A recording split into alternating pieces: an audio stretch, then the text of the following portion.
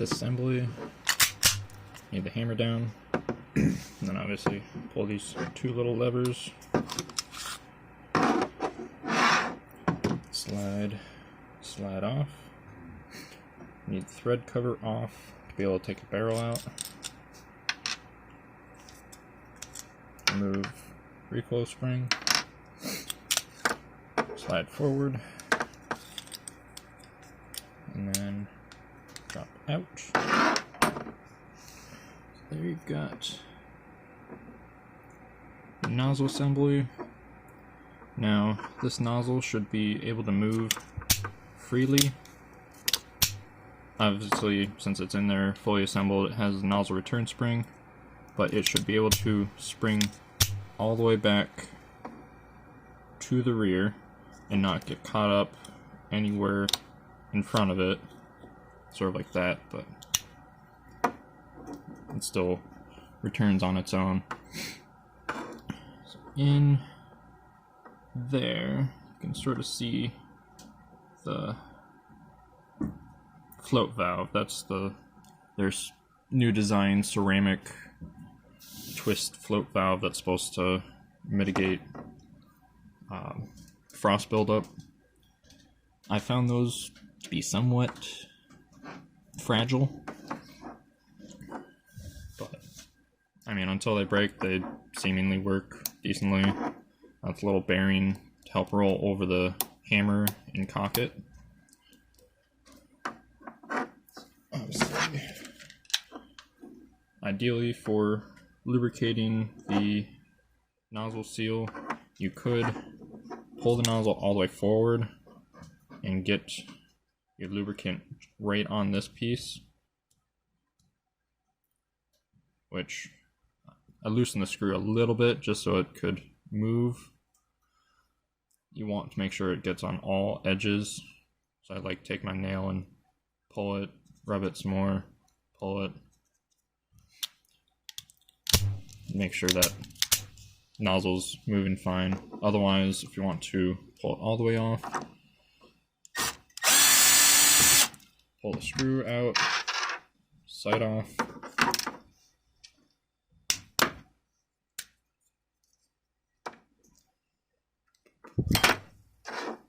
drops out like that. So I got your nozzle return spring, goes in. Doesn't matter which side. If you ever get like a new nozzle, it usually comes with either one or two new springs. Just for the sake of keeping the nozzle returned in cycle, if I have two springs, I throw them in. You can just slide it straight out, has no issue with that. If you feel like your gun is leaking gas or not efficiently cycling properly, inspect all areas for cracks. Inspect by this little pin, which is actually where'd my light go? So that center part is like a rod with threading at each side, and then these are 0.9 millimeter hex head screws on each side. So you need two of them to be able to even take out one, or you need to be able to have needle nose pliers to hold the center bit. But check for any cracks around there. Obviously this one looks good. If your gun's having feeding issues, make sure that that protrudes and is in line with the rest of the nozzle. That's what pushes the BB up and out of the mag. And then at the rear, check to make sure there's no cracks anywhere along there, along the edge. Usually you can give it a little squeeze. A little squeeze should be able to show you that it's still in one piece. If it starts clicking, usually you'd be able to find like where the crack is and determine you have a bad nozzle. From here, got the main seal, has a 2 millimeter Allen on a wedge head screw. I usually take that out.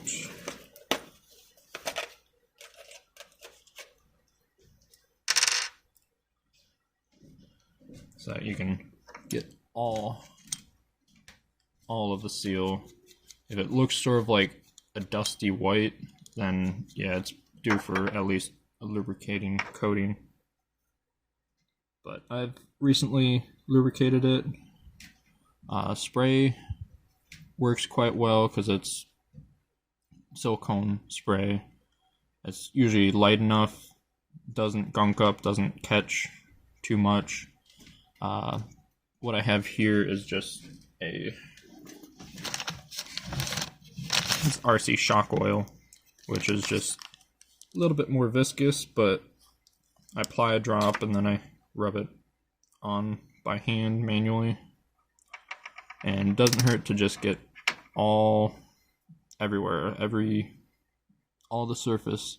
But the main things are the outer lips right here and a little bit of the inside.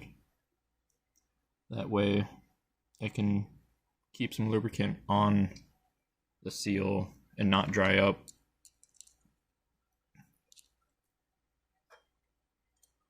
And you tighten it back down.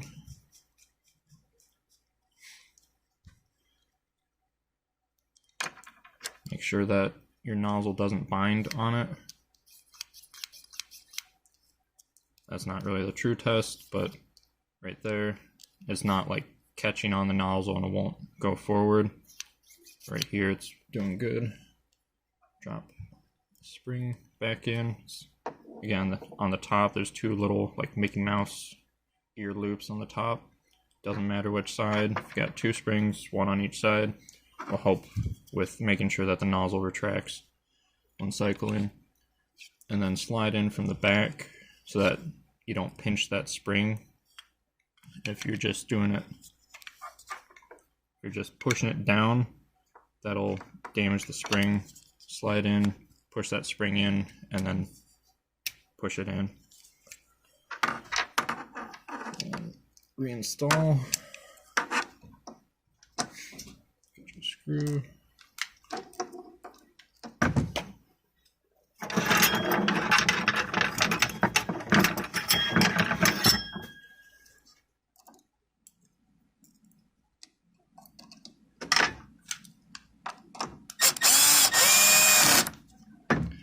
And this is the test. Pull.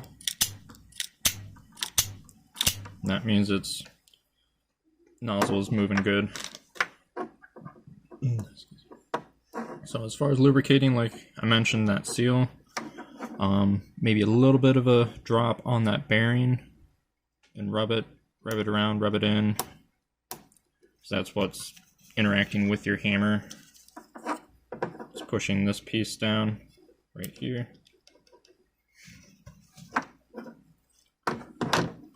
So from this point, the upper is all set.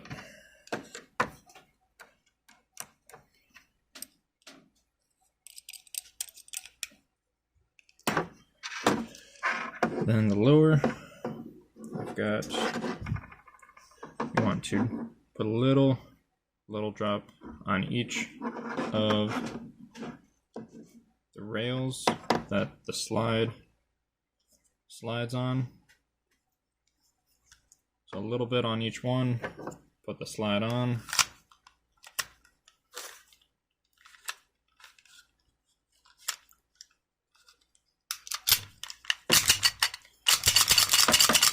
And cycle it a bit. That should help to spread the lubricant where it needs to go.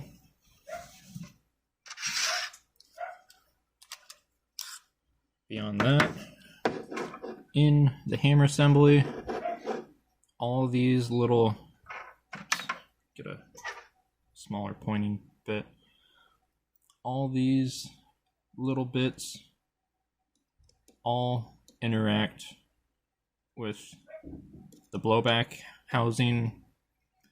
So the sears that release the hammer, obviously that's the trigger right there.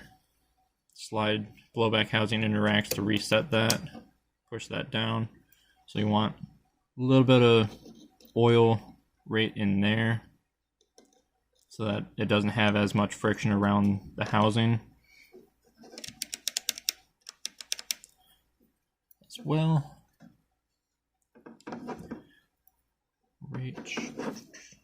Let's see if I can get better lighting.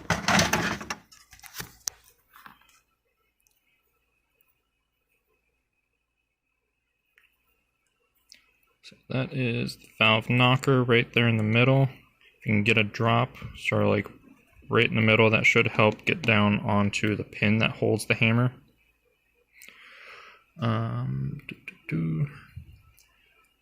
The trigger bar, the rear of it is like a circle.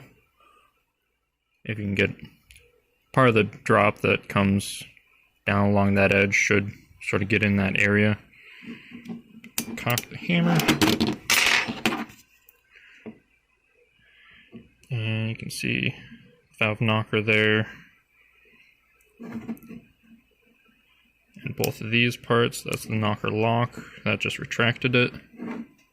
So a little drop on the top of those, and then maybe a little where the spring is, help get on that side of the hammer.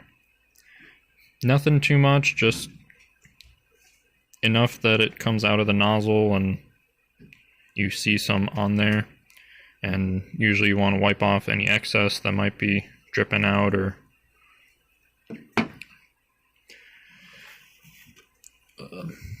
running. A little bit goes a long way. And from there, put it back together. Should be good.